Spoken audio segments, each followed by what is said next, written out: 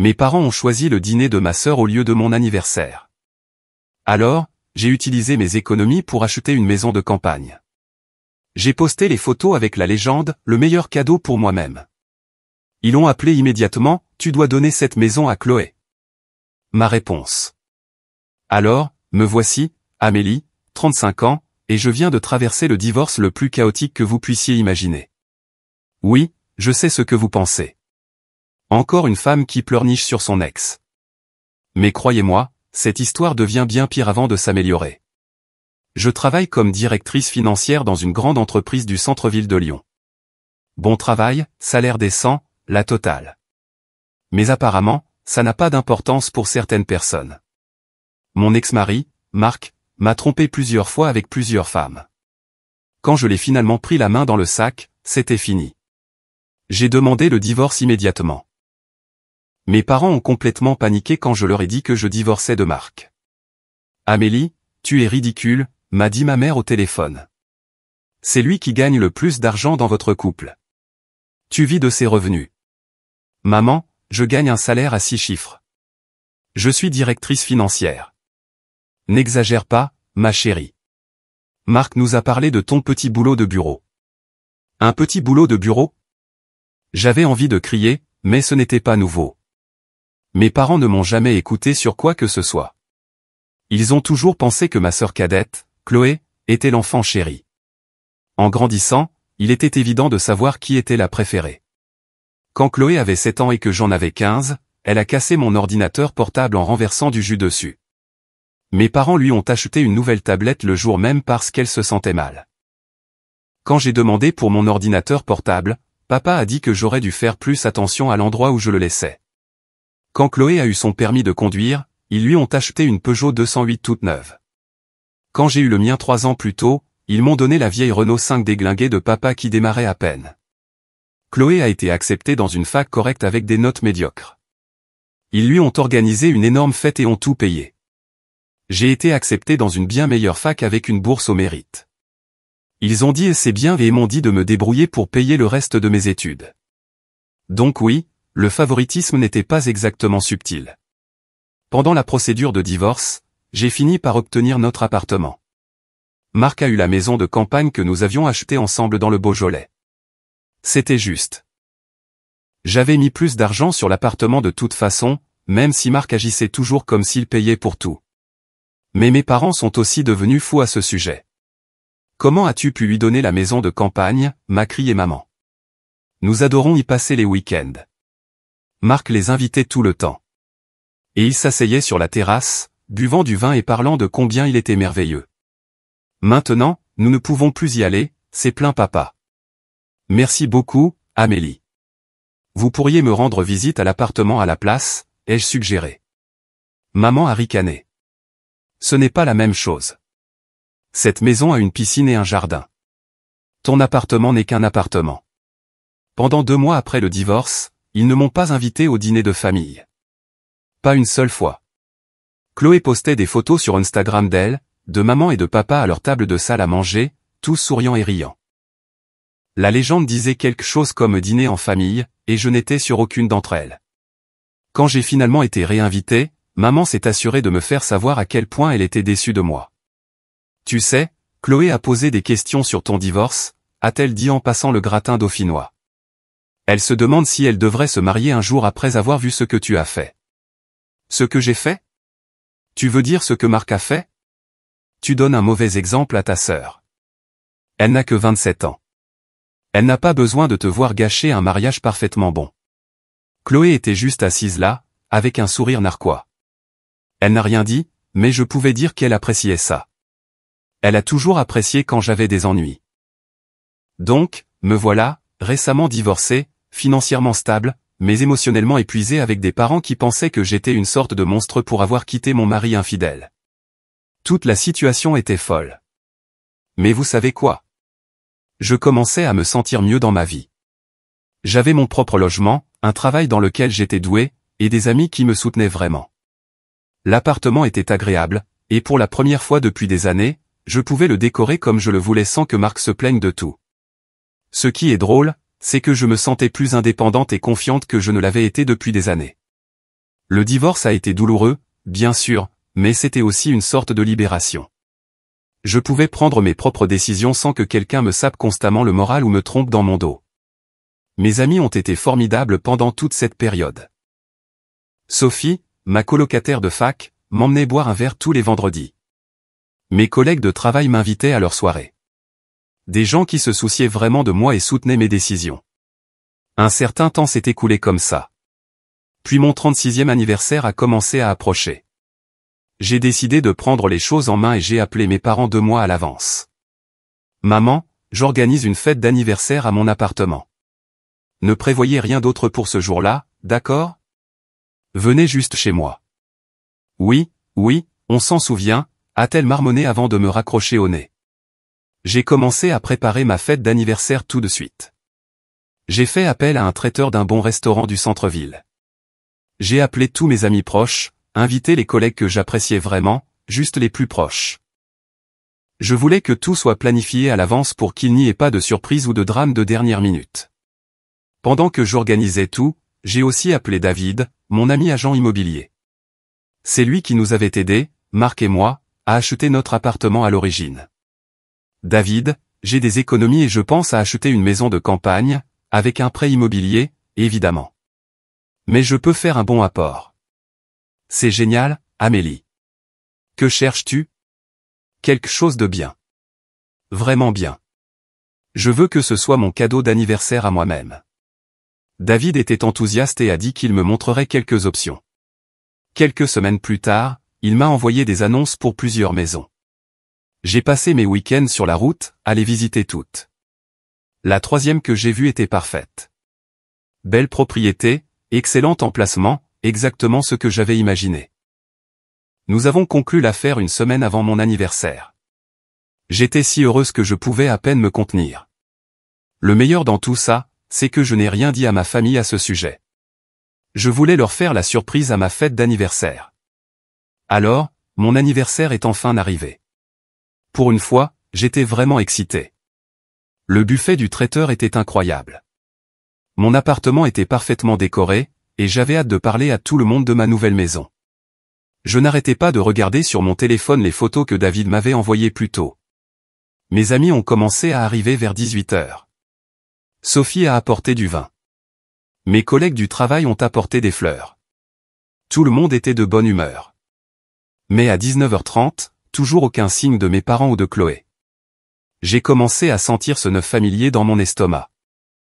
Vous savez, celui qu'on a quand on s'attend à ce que sa famille vous déçoive, mais qu'on espère toujours qu'elle ne le fera pas. Où est ta famille? A demandé Sophie en regardant autour d'elle. Ils vont arriver, ai-je dit. Mais honnêtement, je commençais à m'inquiéter. À 20h, la fête battait son plein, mais je ne pouvais pas m'empêcher de vérifier mon téléphone. J'ai d'abord appelé maman, directement sur la messagerie vocale. Puis papa, même chose. Puis Chloé, rien. J'ai commencé à leur envoyer des SMS. Salut, où êtes-vous? La fête a commencé il y a 1 heure. Rien. Maman, papa, Chloé, s'il vous plaît, rappelez-moi. Je m'inquiète. Toujours rien. Tout le monde passait un bon moment, se régalant, riant, mais j'avais l'impression que j'allais vomir. Ma propre famille ne pouvait même pas prendre la peine de se présenter à ma fête d'anniversaire que j'avais planifiée 2 mois à l'avance. Finalement, vers 21h, mon téléphone a vibré. Un SMS de maman. Nous avons d'autres plans ce soir. Chloé nous présente son petit ami au dîner. C'est plus important que ton anniversaire. J'ai fixé le message pendant environ 5 minutes. Je n'arrivais pas à y croire. Ils avaient préféré le dîner de Chloé à mon anniversaire. L'anniversaire dont je leur avais spécifiquement parlé il y a 2 mois. Je tremblais quand j'ai appelé Chloé. Elle a fini par décrocher après quelques sonneries. Quoi, a-t-elle dit, l'air agacé. Chloé, pourquoi as-tu organisé ton dîner ce soir? C'est ma fête d'anniversaire. Elle a ri. Vraiment ri. Oh, ça s'est juste arrangé comme ça. Désolé. Mais je pouvais l'entendre dans sa voix. Ce ton moqueur qu'elle utilisait depuis que nous étions enfants. Tu as fait ça intentionnellement, n'est-ce pas? Ne sois pas si dramatique, Amélie. Ne pleure pas pour ça, d'accord? Tu vas ruiner ton maquillage. Puis elle m'a raccroché au nez. Je suis resté là, tenant mon téléphone, comme si quelqu'un m'avait donné un coup de poing dans le ventre. Une minute plus tard, un autre SMS est arrivé. Cette fois, c'était une photo. Chloé, un type que je n'avais jamais vu auparavant, et mes parents, tous assis à la table d'un restaurant chic, souriant et levant leur verre comme s'ils célébraient quelque chose d'incroyable. J'ai failli craquer sur le champ. Je voulais crier, jeter mon téléphone, peut-être juste m'enfermer dans ma chambre et pleurer. Mais j'avais un appartement plein de gens qui s'étaient réellement déplacés pour moi. J'ai pris une profonde inspiration, j'ai rangé mon téléphone et je suis retourné auprès de mes invités. Tout va bien? A demandé mon collègue Michel. Ouais, une urgence familiale est survenue. Ils ne peuvent pas venir. Personne n'a insisté pour avoir des détails, ce que j'ai apprécié. Ces gens se souciaient assez de moi pour être délicats. Eh bien, tant pis pour eux, a dit Sophie en levant son verre. Joyeux anniversaire, Amélie. Tout le monde a trinqué, et je me suis senti un peu mieux. Au moins, certaines personnes dans ma vie se souciaient de moi. C'est à ce moment-là que j'ai décidé de leur annoncer ma surprise. En fait, les amis, j'ai une nouvelle. J'ai acheté une maison. Tout le monde s'est excité et a commencé à poser des questions. J'ai sorti mon téléphone et je leur ai montré toutes les photos que David m'avait envoyées. Oh mon Dieu, Amélie, elle est magnifique, a dit Sophie. Cette piscine est incroyable, a ajouté Michel. Tu dois organiser une crémaillère, a dit un autre ami. On sera tous là. Pour la première fois de la soirée, je me suis sentie vraiment heureuse. Ces gens étaient excités pour moi. Ils voulaient célébrer ma réussite au lieu de me faire culpabiliser. La fête a duré jusqu'à près de minuit. Tout le monde m'a aidé à nettoyer, ce qui était adorable. Après leur départ, je me suis assise sur mon canapé avec un verre de vin, en pensant à ce qui s'était passé. Ma famille avait délibérément choisi de manquer mon anniversaire. Chloé avait organisé son dîner le jour de mon anniversaire exprès, juste pour me faire du mal. Et aucun d'eux, ni maman, ni papa, ni Chloé, n'avait même pris la peine de me souhaiter un joyeux anniversaire. Mais vous savez quoi? J'avais quelque chose qu'ils ne savaient pas. Quelque chose qui allait tout changer. J'ai ouvert Instagram et j'ai téléchargé les photos de ma nouvelle maison de campagne. J'ai écrit une légende, le meilleur cadeau à moi-même. Aimez-vous. Je savais que maman, papa et Chloé me suivaient tous sur les réseaux sociaux. Ils verraient cette publication tôt ou tard. Je me suis couché en me sentant plutôt satisfaite. Demain allait être intéressant. Le samedi matin, je me suis réveillé avec mon téléphone qui vibrait comme un fou. Des appels manqués de maman, papa et Chloé. Beaucoup d'entre eux. J'ai vérifié mes messages. Maman, quelle est cette maison? Où as-tu trouvé l'argent pour ça? Appelle-moi immédiatement. Papa, Amélie, nous devons parler. Qu'est-ce qui se passe? Chloé, c'est vrai? Comment as-tu acheté une maison? Pourquoi ne nous as-tu rien dit? Je me suis fait un café et je les ai tous ignorés. Pour la première fois de ma vie, j'avais quelque chose qu'ils voulaient savoir, et ils pouvaient attendre les réponses, tout comme j'avais attendu qu'ils me traitent comme si j'avais de l'importance. Le dimanche matin, j'étais assise à ma table de cuisine en pyjama, savourant mon café et parcourant mon téléphone. L'appartement était calme, la lumière du soleil filtrait par les fenêtres, et pour la première fois depuis des jours, je me sentais détendu. Puis quelqu'un a commencé à marteler la porte de mon appartement. Pas des coups polis, mais des coups agressifs et exigeants qui ont fait trembler ma tasse de café contre la soucoupe. J'ai regardé par le Judas, et ils étaient là. Maman, papa et Chloé, tous debout dans le couloir, l'air furieux. J'ai pris une profonde inspiration, j'ai lissé mes cheveux et j'ai souri pour moi-même avant d'ouvrir la porte. Tiens, tiens, tiens. Regardez qui a décidé de me rendre visite. Ils sont entrés en me bousculant dans mon appartement sans attendre d'invitation, leurs pas lourds sur mon parquet. Maman a immédiatement commencé à regarder autour d'elle. Papa s'est positionné au centre de mon salon, les mains sur les hanches. Chloé s'est affalée sur mon canapé sans y être invitée. Amélie, bon sang, qu'est-ce qui se passe? A crié papa, son visage devenant déjà rouge comme il le faisait quand il se préparait à une crise de colère. Tu as acheté une maison et tu ne nous l'as pas dit. C'est un comportement complètement irresponsable. Je suis resté calme, appuyé contre mon comptoir de cuisine, les bras croisés. J'allais vous le dire à ma fête d'anniversaire. Vous savez, celle où vous n'êtes pas venu. Pendant un instant, mes deux parents ont eu l'air mal à l'aise. Maman a jeté un coup d'œil à papa. Papa a regardé ses chaussures et Chloé est soudainement devenue très intéressée par l'examen de sa manucure. Le silence a duré peut-être 10 secondes avant que le visage de maman ne se durcisse à nouveau. Tu ne peux pas te permettre une maison avec ton salaire, a-t-elle lancé, sa voix prenant cette qualité stridente qu'elle avait toujours quand elle perdait une discussion. Où as-tu trouvé l'argent? As-tu contracté un prêt ridicule? Es-tu endetté jusqu'au cou? J'ai ri, vraiment ri aux éclats, en rejetant la tête en arrière. Si vous prêtiez la moindre attention à ma vie, vous sauriez que je gagne très bien ma vie en tant que directrice financière. Mais vous n'écoutez jamais quand j'essaie de vous dire quoi que ce soit. La bouche de maman s'est ouverte et fermée comme un poisson. Elle n'avait clairement aucune idée de mon salaire réel, malgré le fait que j'ai essayé de lui expliquer mon travail des dizaines de fois au fil des ans. C'est alors que papa a dit quelque chose qui m'a glacé le sang. Tu dois donner cette maison à Chloé. Je l'ai dévisagé. Qu'est-ce que tu viens de dire? Tu m'as entendu. Chloé a plus besoin de cette maison que toi. Je les ai regardés tous les trois, pensant qu'ils devaient plaisanter. Mais ils ne plaisantaient pas. Ils étaient morts de sérieux. Maman a hoché la tête comme si c'était la chose la plus raisonnable au monde. Nous en avons parlé hier soir. Tu as déjà un appartement. Chloé n'a nulle part où vivre quand elle se mariera. Mariée, ai-je dit. Chloé s'est avancée avec ce regard suffisant sur son visage. Damien et moi allons bientôt nous fiancer. Nous nous marions dans 6 mois. Nous avons besoin d'un endroit où vivre. Donc, vous pensez que je devrais simplement te donner ma maison, ai-je dit lentement. C'est logique, a dit papa. Tu n'as pas besoin de 2 logements. Je n'arrivais pas à croire ce que j'entendais. Ces gens se tenaient dans mon appartement en exigeant que je donne la maison que je venais d'acheter avec mon propre argent à ma petite sœur gâtée. Vous êtes tous complètement fous, ai-je dit. Sortez de chez moi, maintenant. Ils ont eu l'air choqués. Comme s'ils pensaient vraiment que j'allais dire, bien sûr, Chloé, prends ma maison. Amélie, ne sois pas égoïste, a commencé maman. Dehors, ai-je hurlé. J'ai commencé à les pousser vers la porte.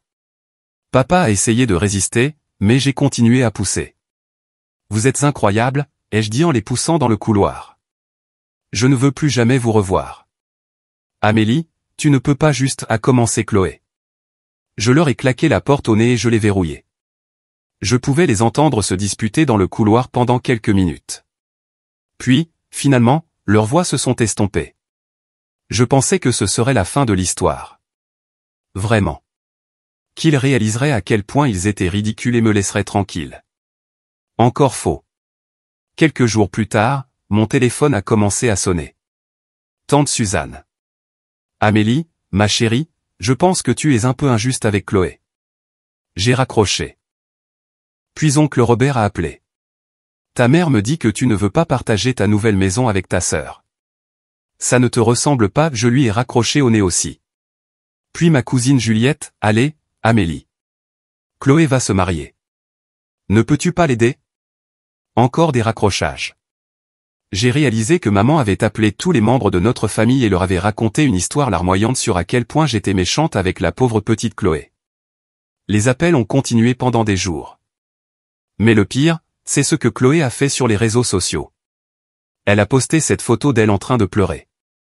De vraies larmes coulant sur son visage avec une légende qui disait « Quand votre propre sœur ne veut pas vous aider parce qu'elle est jalouse que vous vous mariez et qu'elle est divorcée. » Certaines personnes ne supportent pas de voir les autres heureux. Les commentaires étaient brutaux. Tous nos parents et amis de la famille disant à Chloé combien ils étaient désolés, comment ils n'arrivaient pas à croire que j'étais si égoïste. Certaines personnes que je connaissais à peine me traitaient de tous les noms. Je n'ai répondu à rien de tout cela. À quoi bon? 2 semaines après toute la confrontation dans mon appartement, j'ai décidé d'organiser une crémaillère dans ma nouvelle maison. J'ai invité toutes les mêmes personnes qui étaient venues à mon anniversaire, mes vrais amis, les collègues qui se souciaient vraiment de moi, et les quelques parents qui n'avaient pas exigé que je donne ma maison. J'ai passé la semaine avant la fête à acheter des meubles et à décorer. La maison était magnifique. J'étais vraiment fier de ce que j'avais accompli. La fête était prévue pour le samedi après-midi. J'avais engagé la même entreprise de traiteurs, acheter plein de boissons, la totale. Vers 14 heures, les gens ont commencé à arriver. Tout le monde était tellement impressionné par la maison. Ils n'arrêtaient pas de me dire à quel point ils étaient fiers de moi, que je méritais ça, que tout était magnifique. Je passais le meilleur moment que j'avais eu depuis des mois. Puis vers 16 heures, on a frappé à la porte. Je l'ai ouverte et mes parents étaient là. Surprise, a dit maman d'une fausse voix joyeuse.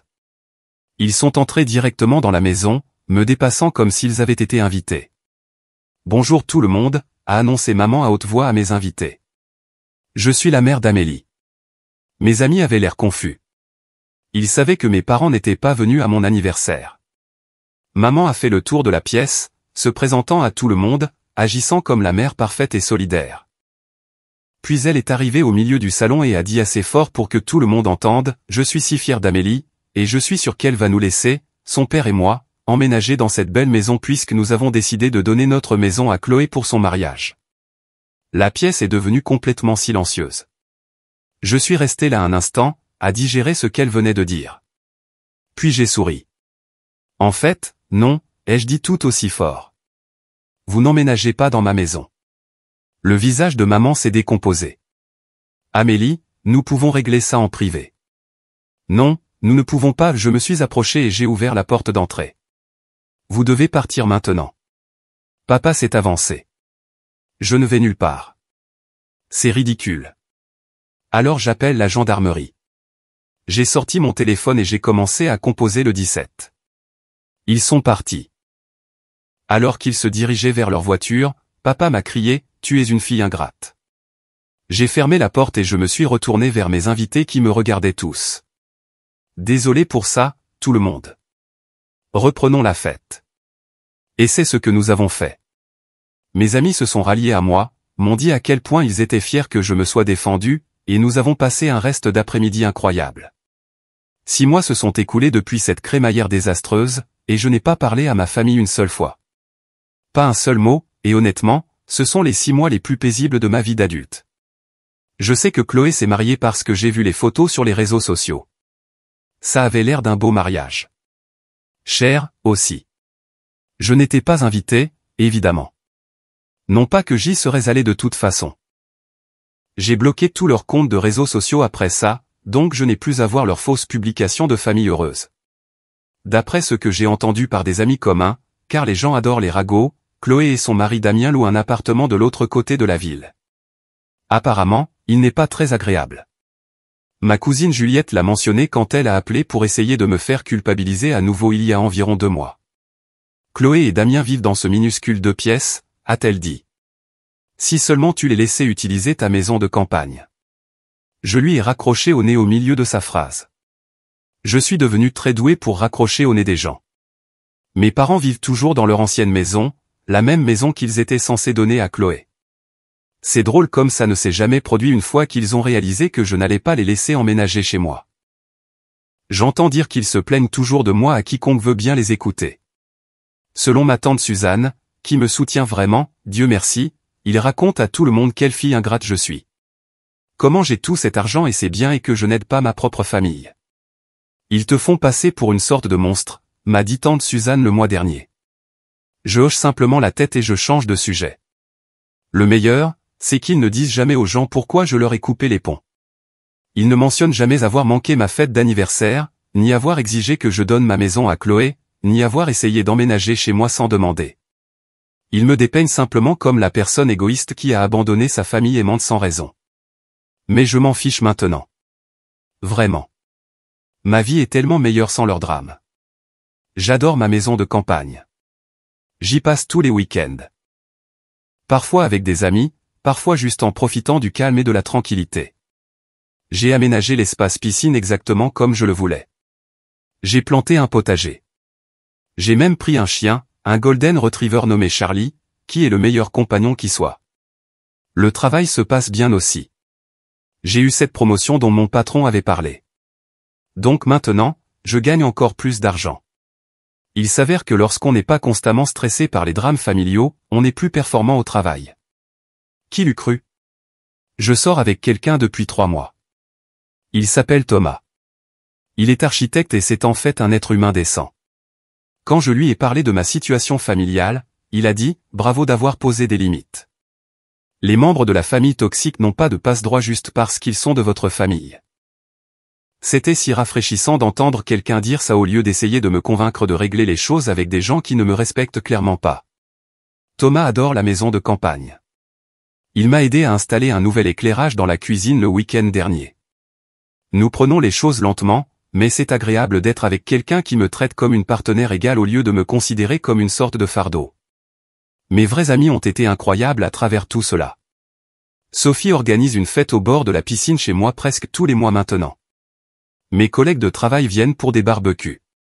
J'ai accueilli des réunions de clubs de lecture, des fêtes d'anniversaire, et même une baby shower pour l'une de mes amies. La maison est utilisée et aimée, ce qui est exactement ce que je voulais. Parfois, je me demande si je devrais essayer de me réconcilier avec ma famille. Habituellement, cela arrive quand je me sens seul ou quand une personne bien intentionnée me dit que la famille, c'est tout. Mais ensuite, je me souviens de ma fête d'anniversaire. Je me souviens d'eux exigeant que je donne ma maison à Chloé. Je me souviens de ma mère essayant d'annoncer à mes amis qu'elle emménageait avec moi sans même me le demander. Je me souviens des fausses larmes de Chloé sur les réseaux sociaux et de tous les parents appelant pour me harceler. Et je me dis, pourquoi voudrais-je de ces personnes dans ma vie? Ils ne se sont jamais excusés. Pas une seule fois. Ils n'ont jamais reconnu qu'ils m'avaient blessé ou traité injustement. Ils s'attendaient simplement à ce que je passe à autre chose et que je leur donne ce qu'ils voulaient. Le fait est que j'ai passé 35 ans à essayer de gagner leur approbation. 35 ans à être la responsable, celle avec le bon travail, celle qui avait sa vie en main. Et ils me traitaient toujours comme si j'étais moins importante que Chloé. Chloé qui n'a jamais eu de vrai travail. Chloé qui a vécu avec nos parents jusqu'à son mariage à 28 ans. Chloé qui faisait une crise de colère à chaque fois qu'elle n'obtenait pas ce qu'elle voulait et l'obtenait toujours de toute façon. J'avais l'habitude de penser qu'il y avait quelque chose qui n'allait pas chez moi, que peut-être je n'étais pas assez bien, ou assez réussi, ou assez aimable pour mériter leur respect. Maintenant, je réalise que le problème n'a jamais été moi. Le problème, c'était eux. Ils ne valorisent pas le travail acharné, l'indépendance ou la responsabilité financière. Ils valorisent celui qui a le plus besoin d'aide et qui fait le plus de bruit. Ils ne sont pas fiers de moi pour avoir acheté ma propre maison. Ils sont rancuniers que j'ai quelque chose qu'ils veulent. Alors, non, ils ne me manquent pas. Les critiques constantes, le favoritisme, les tentatives de me faire culpabiliser, les drames ne me manquent pas. Le sentiment de ne jamais être assez bien, peu importe ce que j'accomplis, ne me manque pas. L'idée d'avoir une famille aimante et solidaire me manque. Mais ce n'est pas ce que j'avais. Ce que j'avais, c'était 3 personnes qui me voyaient comme une ressource à exploiter, pas comme une personne à aimer. Charlie vient de m'apporter sa balle de tennis, ce qui signifie qu'il est l'heure de notre promenade du soir autour de la propriété. Le coucher de soleil est magnifique depuis ma terrasse arrière. Ce soir, Thomas vient et nous allons griller du poisson et regarder un film. C'est ma vie maintenant. Calme, paisible, remplie de gens qui se soucient vraiment de moi et respectent mes décisions. J'ai une belle maison que j'ai achetée avec mon propre argent, un travail dans lequel je suis doué, des amis qui sont là quand ça compte. Je n'ai pas besoin de gens qui ne me contactent que lorsqu'ils veulent quelque chose. Je n'ai pas besoin de membres de ma famille qui pensent que l'amour signifie leur donner tout ce qu'ils exigent.